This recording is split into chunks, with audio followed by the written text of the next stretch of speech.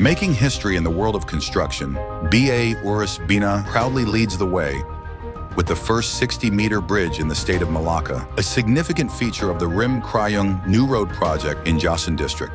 This bridge stands unique, needing no central support.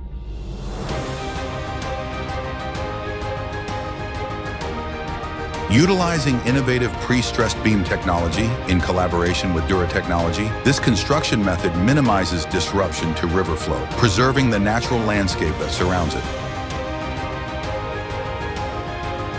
This is more than just a bridge. It's a bold step forward in sustainable infrastructure development, showcasing BA UHPFRC dedication to progressive and environmentally friendly construction.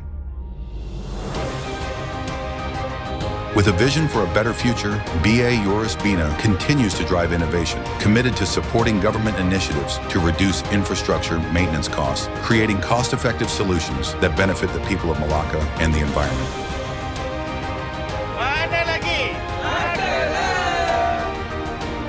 BA UHPFRC, strengthening foundations, meeting challenges, and achieving greatness.